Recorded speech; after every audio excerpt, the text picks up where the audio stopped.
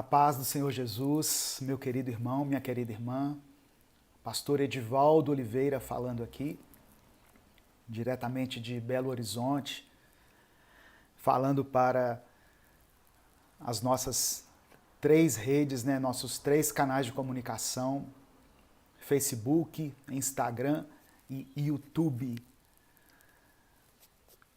Bom dia, boa noite, boa tarde, não importa a hora que você estiver assistindo essa transmissão, que o Senhor abençoe poderosamente a sua vida, abençoe sua família, a sua casa, toda a obra das suas mãos, que você seja abençoado, que você seja próspero em tudo, no nome de Jesus.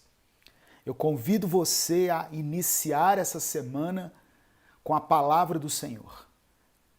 Eu convido você a refletir daqui a pouco na palavra de Deus, naquilo que ela tem para nós e que eu e você estejamos com o nosso coração aberto, com a nossa mente ensinável para recebermos tudo aquilo que Deus tem para nós. Amém? No nome de Jesus.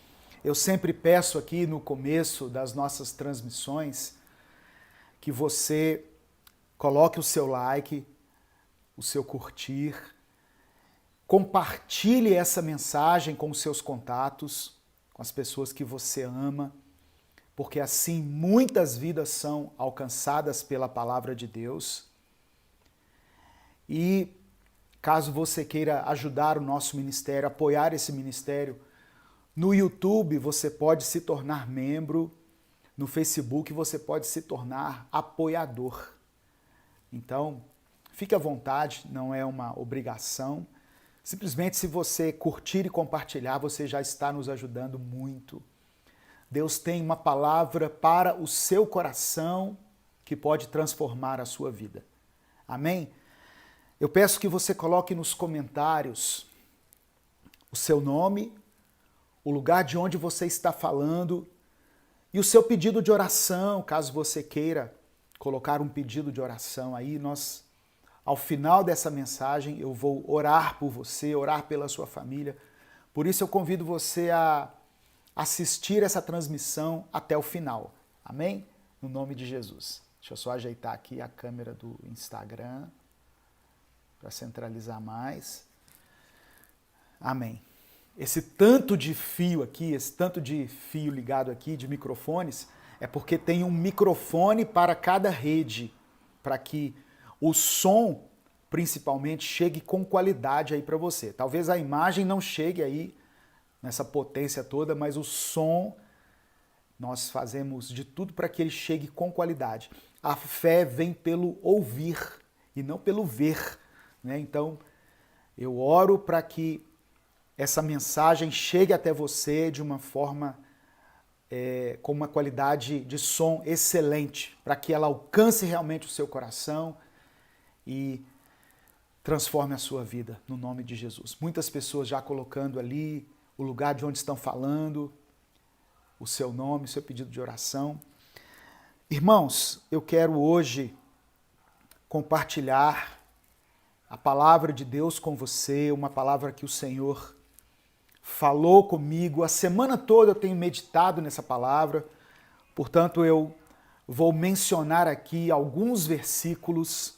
Se você gosta de anotar, pegue aí uma caneta, um papel, um caderno para você anotar esses versículos. Mas a mensagem fica gravada e depois você pode voltar, você pode assistir com calma. Amém? O tema da mensagem é como vencer o mundo.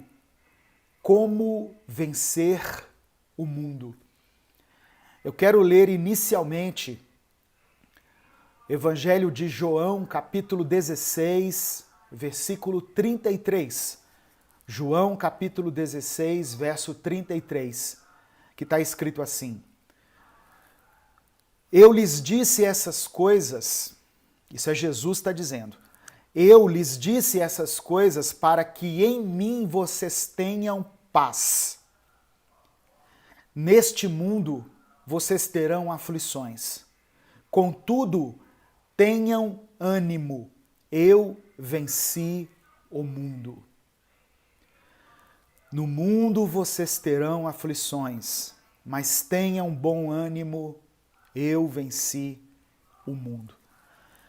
Então, irmãos, refletindo aqui nessa palavra, eu quero compartilhar algumas coisas que Deus falou ao meu coração, que Deus transmitiu ao meu coração, ao meu espírito, e eu oro para que a palavra fale com você também na mesma maneira. Jesus venceu o mundo. É isso que ele está dizendo aqui. Outra coisa que ele está falando é que o mundo é um lugar de aflição. Ele está falando isso. No mundo vocês terão aflições. Mas não desanimem por causa disso. Eu venci o mundo. Jesus venceu o mundo. O que isso significa? O que é vencer o mundo? Que mundo é esse que eu tenho que vencer? Que mundo é esse que se apresenta como um inimigo na minha vida e que eu preciso vencer?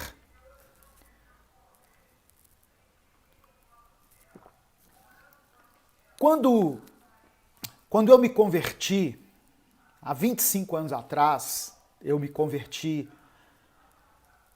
numa igreja batista, junto com a minha esposa. Era muito natural, era muito comum que, quando algum costume secular chegava na igreja, algum costume cultural, por exemplo, chegava na igreja, os irmãos diziam que a igreja estava sendo influenciada pelo mundo. Por exemplo, quando as pessoas criaram, os jovens da igreja criaram um grupo de dança para se apresentar durante o culto, enquanto era ministrado o louvor. Para algumas pessoas mais tradicionais, aquilo ali era o mundo entrando na igreja. Jovens dançando ali na frente, geralmente as irmãs, dançando ali durante o louvor. Para algumas pessoas, aquilo era o mundo entrando na igreja. Isso aconteceu também quando a bateria chegou na igreja, ou a guitarra. Quando esses instrumentos passaram a fazer parte do louvor da igreja, para muitas pessoas diziam assim: o mundo está chegando, o mundo está dominando a igreja. Quando a televisão se tornou popular nos lares, todas as casas, a partir de uma determinada década, tinham uma televisão. E aí, na visão das pessoas, dos cristãos da época, era o mundo entrando na família. Quando, por exemplo, uma mulher vestia calça comprida, era o mundo. Isso aí era o mundo. E aí as pessoas falam: Jesus venceu o mundo, Jesus venceu essas coisas. Eu me lembro que nenhum pregador podia subir no púlpito se não estivesse de gravata.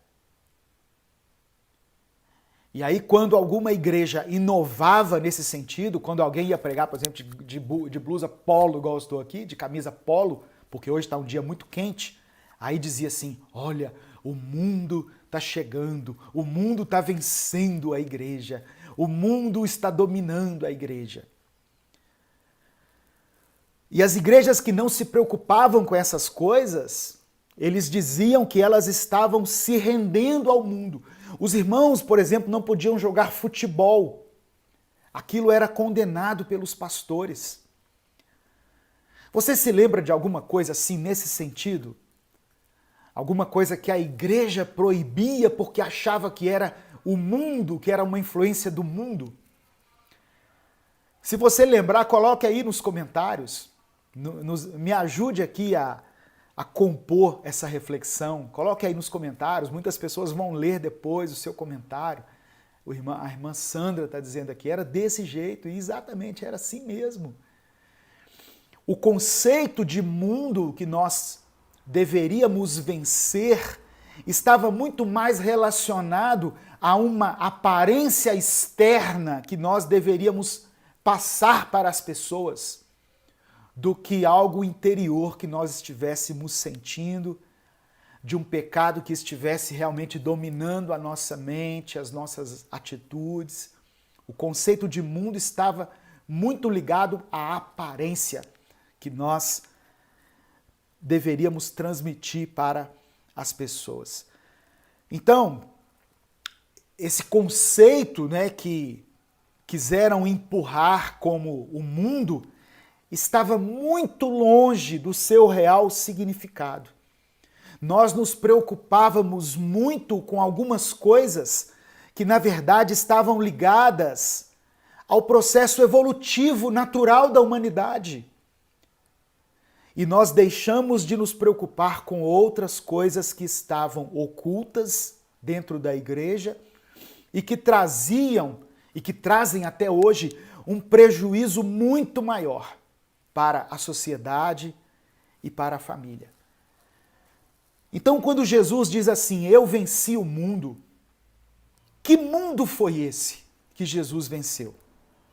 Que mundo é esse que é um inimigo que nós precisamos vencer e temos como referência Jesus que foi vencedor? Para nós entendermos isso, para nós entendermos esse conceito, eu pedi a direção do Espírito Santo para que nós examinássemos a palavra. O Darlan está dizendo ali assim, mulher não podia falar no púlpito. É verdade. As mulheres não podiam falar. E se alguma mulher falasse, aí dizia assim, ah lá o mundo, ó, o mundo está entrando na igreja. Não é verdade? Então, vamos examinar à luz da palavra. O que significa essas palavras de Jesus? Ele venceu o mundo. E ele diz para não desanimarmos.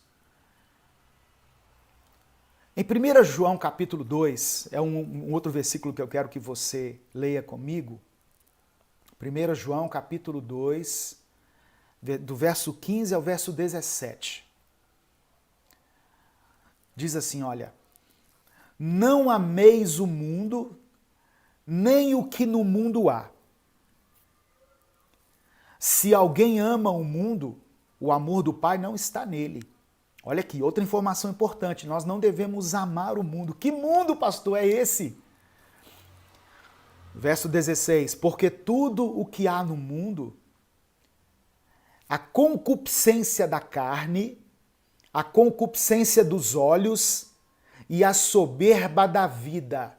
Opa, aqui já me dá uma luz aqui, olha, fala de 3 coisas.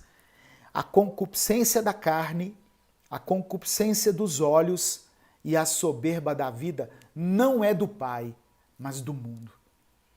E o mundo passa e a sua concupiscência, mas aquele que faz a vontade de Deus permanece para sempre.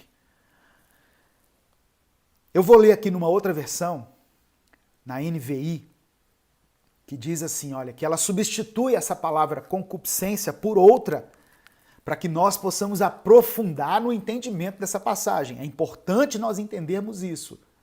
Olha só, a mesma passagem, 1 João capítulo 2, do verso 15 ao verso 17.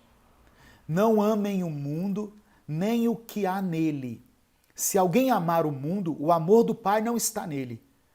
Pois tudo o que há no mundo, a cobiça da carne, a cobiça dos olhos e a ostentação dos bens não provém do Pai, mas do mundo. O mundo e a sua cobiça passam, mas aquele que faz a vontade de Deus permanece para sempre. Então, essa concupiscência aqui, ela significa cobiça. Concupiscência da carne, o desejo de seguir o seu próprio caminho.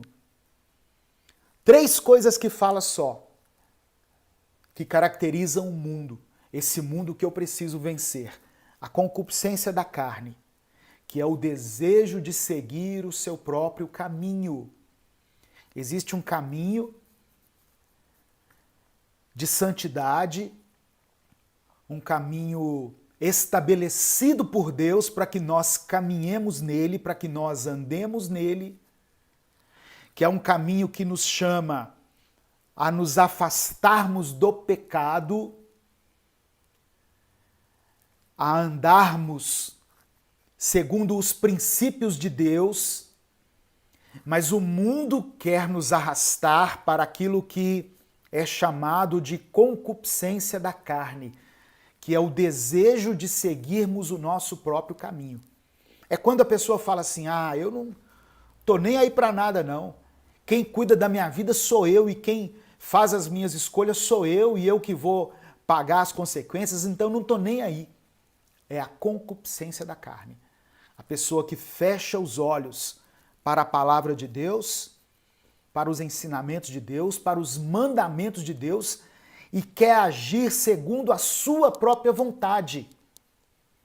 Ela faz aquilo que der na telha, sabe? Ela cede a qualquer desejo carnal que vier na mente dela. Eu tenho vontade de fazer isso, ela vai lá e faz. Ela não quer saber o que a palavra de Deus diz a respeito. Então isso é a concupiscência da carne. É uma das características do mundo que eu preciso vencer.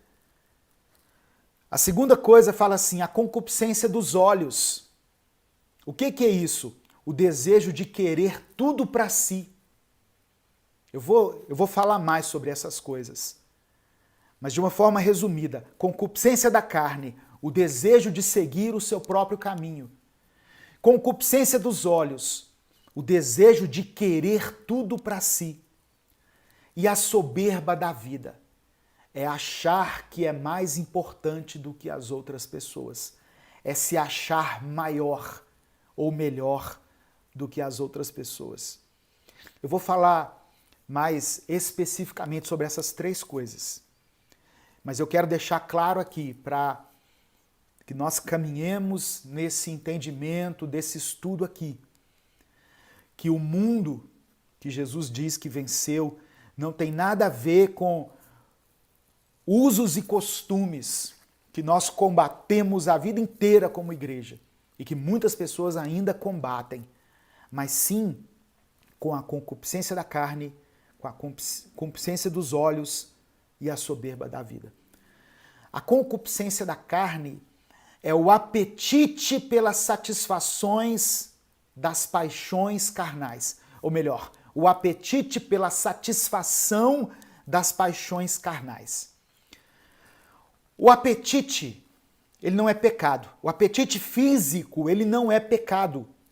Deus nos deu apetite.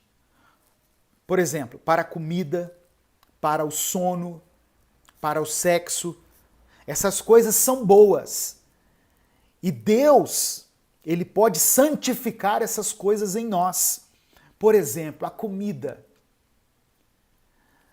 A comida, ou melhor, o apetite para a comida, ele pode ser santificado e se tornar motivo de gratidão a Deus. Se você tem apetite, glorifique a Deus. Se chega um determinado momento e te dá fome, louve a Deus por isso. Porque um dos principais sintomas da pessoa que está doente é a perda do apetite. Não é verdade? Então, quando você tem fome, é um bom sinal, é sinal que as coisas estão funcionando aí dentro. Então, essa é a razão de nós darmos graças a Deus antes de comer. Não é só porque Deus nos deu o alimento, mas é porque Deus também nos deu o apetite. Tem pessoas que têm alimento em fartura, mas não têm apetite. Queriam ter apetite. Eu me lembro de uma vez uma pessoa dizendo assim, nossa, o meu sonho era poder comer um pãozinho assim, igual vocês comem, com essa satisfação, com esse apetite, comer 1, 2 pãezinhos de manhã, com essa disposição, comer um pão de queijo, né, igual o mineiro come aqui, com um cafezinho, com esse apetite. Porque eu não tenho mais apetite.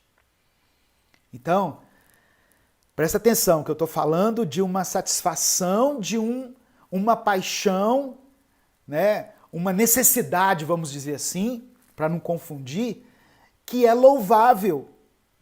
Só que Satanás, ele pode degradar esse apetite e fazer com que isso se torne gula.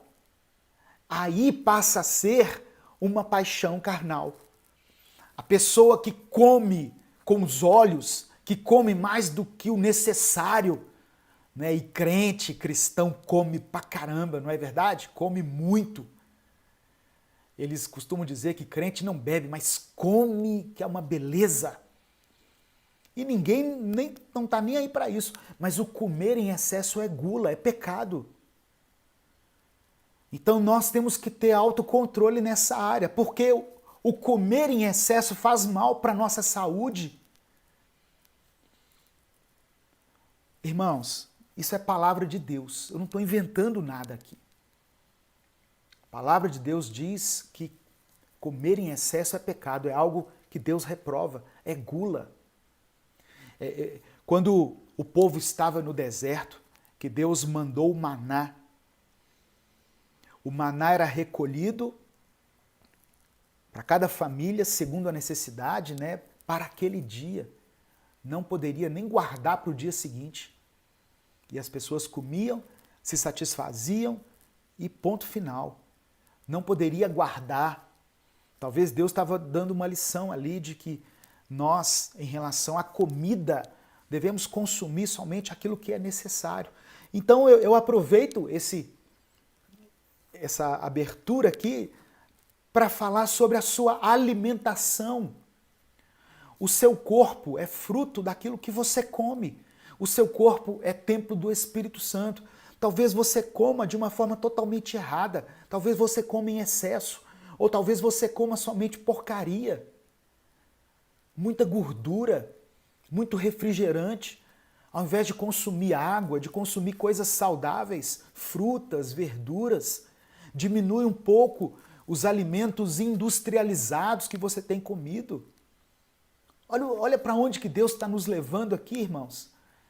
O tema da mensagem é como vencer o mundo. Ah, pastor, achei que isso ia falar das coisas que estão chegando na igreja aí, né, que está desviando as pessoas. Pois é, uma das coisas é isso. Mas que entram de uma forma sutil na nossa vida. Isso aqui é água, tá? É água. Nada melhor para hidratar o corpo do que água. Então, esses apetites, outro apetite aqui é o sono. Quem tem sono deve glorificar a Deus por isso. É necessário que você glorifique a Deus pelo sono. Chega uma determinada hora do dia que você tem sono, aleluia! Quem consegue dormir aí sem remédio, louvado seja Deus. Só que aí Satanás pega esse apetite, que é o sono, e transforma ele em preguiça. Aí ele já está nos levando para o pecado. Quantas pessoas ficam na cama ao invés de levantar e agir? Quantas pessoas deixam que a preguiça domine a mente dele, o corpo dele? Estamos falando da palavra de Deus. A palavra de Deus condena a preguiça. Vá ter com as formigas, ó preguiçoso. Elas não têm líder, não têm chefe, mesmo assim elas sabem que devem trabalhar, elas sabem aquilo que devem fazer. Então, irmãos, tem coisas na nossa vida que elas vão entrando de uma forma sutil. Elas não estão escancaradas como as coisas que nós costumamos combater e identificar como o mundo, né? A roupa, a música, o corte de cabelo, uma tatuagem, pode ou não, mas outras coisas estão entrando de uma forma sutil na nossa vida e vão nos afastando de Deus. O sono é bênção.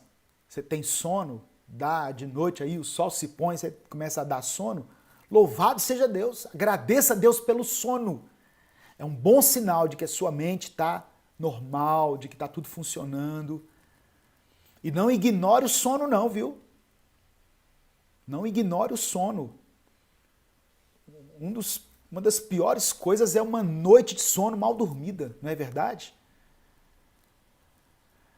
Outra coisa que é um apetite que Deus colocou em nós é o sexo. A satisfação do apetite sexual dentro dos limites do casamento pode e deve ser santificada por Deus como a expressão de um dom precioso que Deus colocou em nós. E quando nós usamos de maneira correta, glorifica a Deus. Tanto que o ato sexual é a maneira como Deus estabeleceu para que seja perpetuada a raça humana. Através do ato sexual, uma criança é concebida. Não tem nada mais sagrado do que isso, irmãos. Mas durante muitos anos nós ficamos falando assim, olha, Deus criou o homem e o diabo criou o sexo. Nós alimentamos essa ideia, mas não, quem criou o sexo foi Deus. O sexo foi criado por Deus. E quando é feito dentro dos limites do casamento, é uma bênção na nossa vida. Então, se você tem desejo sexual, glorifique a Deus por isso. E dentro do seu casamento, satisfaça esse desejo. Satisfaça o seu desejo, o do seu cônjuge. Isso é bênção aos olhos de Deus. Mas como o mundo deturpa essas coisas? E até no meio da igreja, muitos crentes começam a seguir o padrão do mundo. Pessoas que querem praticar o sexo livre, né, que de livre não tem nada porque escraviza as pessoas, que querem praticar o sexo fora do casamento, fora de uma relação conjugal, aí é o mundo deturpando um apetite que foi colocado por Deus em nós. Pessoas que vivem uma vida dupla em relação ao sexo, na prostituição, na fornicação, no adultério. Então, o grande Deus, com D minúsculo, desse século é o Deus do sexo. E esse sexo aí, que é pregado fora dos padrões bíblicos, ele em nada glorifica a Deus. E ele resulta em tragédia, em destruição de famílias. Amém? Então nós estamos falando de como vencer o mundo. Primeiro eu estou identificando que inimigos são esses que estão no mundo que eu preciso vencer. A seguir, a palavra fala da concupiscência dos olhos. O que é isso? É o desejo incontrolável que leva a pessoa a querer possuir tudo que é atraente a ela.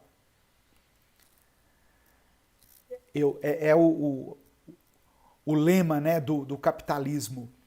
Eu vejo, eu quero, eu compro. Ou eu vejo, eu quero e eu posso conquistar. Então esse é o pecado que a mídia principalmente explora.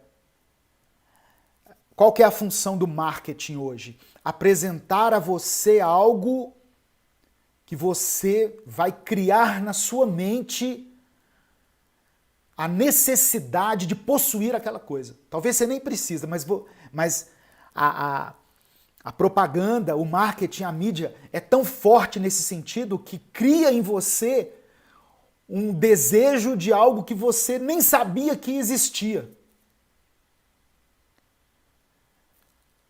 Então, a concupiscência dos olhos é o desejo em possuir aquilo que é atraente segundo os meus sentidos físicos. Aí eu coloquei alguns exemplos aqui, nesse estudo que eu estou apresentando. Em Gênesis capítulo 3, quando Satanás quis que Adão e Eva desobedecessem a Deus, ele fez isso através do sentido da visão. Satanás mostrou o fruto para Eva. A palavra diz assim, olha, vendo a mulher que a árvore era boa para se comer, vendo, ela viu o fruto. A gente fala maçã, mas ninguém sabe que fruto que era não, viu? Pode ser um abacaxi, uma pera, uma uva, qualquer coisa. Mas o que é importante notarmos aqui é que aquilo foi visto. A queda se deu inicialmente pelo sentido da visão.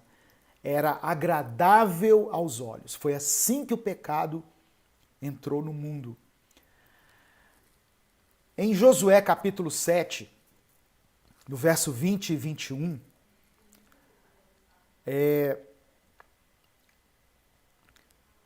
houve um episódio aqui em que Josué conquistou a cidade de Ai, e a ordem de Deus era para que eles não tomassem nada daquela cidade, porque eram coisas consagradas a outros deuses. Mas um homem chamado Acã, ele viu alguns objetos, ele viu e cobiçou e tomou para si. E escondeu aqueles objetos dentro da cabana dele. E aí a próxima batalha que Israel deveria vencer, que era essa aí da cidade de Ai, ela não venceu, porque havia pecado oculto, um pecado gerado pela visão. Quando Davi caiu em adultério, antes do ato em si, ele viu a mulher tomando banho. Então, a concupiscência dos olhos é aquilo que muitas vezes é colocado diante de nós, que gera dentro de nós um desejo de possuir aquilo. E geralmente algo que não pertence a nós. Algo que não pertence a nós. Por isso Paulo escreveu aos Coríntios, né? Aquele, pois, que pensa estar de pé, cuide para que não caia. Davi era rei, Davi estava em um bom momento da sua vida, mas por causa do seu olhar, da cobiça dos olhos, ele viu uma mulher tomando banho e a desejou para si. Provérbios capítulo 27, versículo 20, diz assim, olha, como o inferno e a perdição nunca se fartam, assim os olhos do homem nunca se satisfazem. Os olhos do homem nunca se satisfazem. A pessoa pode ter muitas coisas na vida, mas se passar algo atraente diante dos olhos dele, ele vai desviar o seu olhar. Porque os olhos do homem nunca se satisfazem. Nós estamos falando sobre como vencer o mundo. E a terceira coisa que está no mundo, da qual nós precisamos atentar, é a soberba da vida. O que é soberba? O significado de soberba é altivez, orgulho. Soberba é uma manifestação de orgulho, de pretensão. É um sentimento de superioridade que às vezes nós temos sobre as outras pessoas. E nós, que somos da Igreja de Jesus, somos soberbos, somos orgulhosos. Nós olhamos para o perdido e no nosso íntimo nós pensamos, eu estou melhor do que ele, eu sou melhor do que ele. Então, uma palavra simples aqui para definir soberba é o orgulho. É o fato do homem não aceitar que tudo que ele tem vem de Deus, que a sua dependência vem de Deus, que Deus é quem é o doador da vida, de que se nós temos algo de bom em nós, alguma habilidade, algum dom, algum talento, alguma prosperidade que alcançamos, tudo isso vem de Deus. Então, como cristãos, como crentes, nós às vezes não damos valor a essas coisas de uma forma devida. Nós queremos dizer que nós é que conquistamos as coisas, sendo que as nossas conquistas elas vêm de Deus. E nós nos preocupamos em manter essa fachada, essa aparência de conquistadores, mostrando aquilo que conquistamos, ostentando os nossos bens, tentando passar para as pessoas uma boa impressão de que está tudo bem conosco. Você já viu como que é stories de rede social? Só coisa boa. As pessoas só postam coisas boas. Parece que a vida está assim, a mil maravilhas, quando você entra na rede social. Você fala, meu Deus, que bom. Essa pessoa só tem sentimentos bons. Só tem coisa boa acontecendo na vida dela. Provérbios capítulo 16, versículo 18 diz assim: a soberba precede a ruína e a altivez do espírito precede a queda. Então, irmãos, Jesus venceu o mundo. Nós podemos vencer o mundo? Sim, eu vou falar aqui como que vamos vencer o mundo, é o tema da mensagem. Mas eu preciso antes conhecer esse inimigo, saber com quem eu estou lidando. Eu falei da concupiscência da carne, concupiscência dos olhos e a soberba da vida. Agora eu vou falar para você como que você vence o mundo. 1 João, capítulo 5, versículo 4. O que é nascido de Deus vence o mundo. E esta é a vitória que vence o mundo, a nossa fé.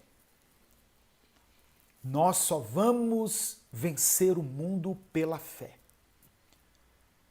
Quando nós clamarmos a Deus, quando nós pedirmos ao Espírito Santo que a fé seja gerada em nosso coração, quando nós pararmos um tempo do nosso dia para examinarmos a palavra do Senhor, porque a fé é gerada pela palavra de Deus, pelo ouvir a palavra. Por isso, nós aqui do Ministério Minuto com Deus fazemos de tudo para que a palavra seja enviada a milhares de pessoas todos os dias, porque essa palavra vai gerar fé e essa fé vai fazer com que você seja vencedor sobre o mundo. Amém? No nome de Jesus. Um erro da igreja hoje em dia, sabe qual que é? É achar que ela vai eliminar o mundo. Não. A igreja não vai conseguir eliminar o mundo, mas ela vai vencer o mundo. Tem problemas que Deus não vai resolver na sua vida. É muito duro falar isso, mas tem problemas que Deus não vai resolver na sua vida. Ao invés de eliminar o problema, Deus vai fazer com que você consiga caminhar acima desse problema. E é isso que acontece em relação ao mundo. Deus não vai nos tirar do mundo. Deus não vai levar você para um lugar onde tudo funcione direitinho para que você fique ali como se estivesse numa redoma intocável, um lugar onde não exista pecado, onde não exista as paixões carnais, onde não exista a concupiscência dos olhos, né, onde não exista a soberba da vida, mas Deus vai fazer você caminhar acima dessas coisas. Deus vai te fazer vitorioso sobre essas coisas. Quer ver? Repare a oração de Jesus em João capítulo 17. E nós já vamos caminhando para o final. Eu quero ler com você essa oração que Jesus fez a Deus. E aqui ele fala sobre o mundo. João capítulo 17, você pode abrir. Eu vou ler do verso 11 ao verso 21. João capítulo 17, do versículo 11 ao versículo 21. Olha o que Jesus está falando para Deus. Não ficarei mais no mundo. Jesus estava partindo do mundo. Mas eles, os discípulos, ainda estão no mundo. E eu vou para ti. Pai Santo, protege-os em teu nome, o nome que me deste, para que sejam um, assim como somos um.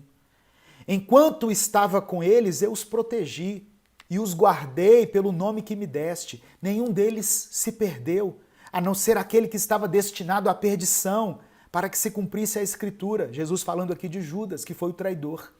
E o versículo 13, agora vou para ti, mas digo essas coisas enquanto ainda estou no mundo, para que eles tenham a plenitude da minha alegria.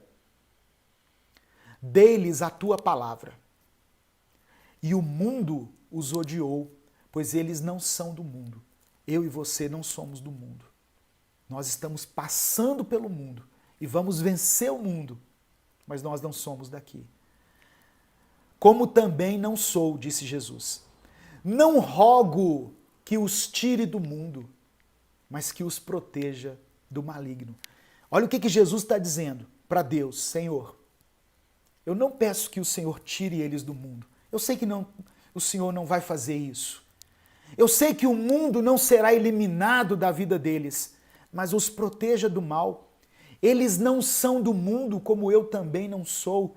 Santifica-os na verdade. A tua palavra é a verdade. Assim como me enviaste ao mundo, eu os envio ao mundo. Jesus não nos tirou do mundo, pelo contrário, ele nos enviou ao mundo.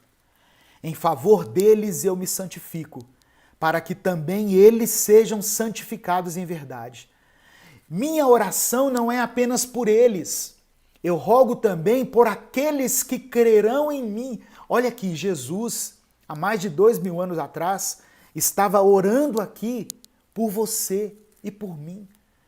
Ele está dizendo, eu não estou orando somente pelos discípulos aqui, por Pedro, João, Tiago, não. Eu estou orando por aqueles que futuramente vão crer em mim. Ele está falando de mim e de você. Por meio da mensagem, para que todos sejam um, para que haja unidade.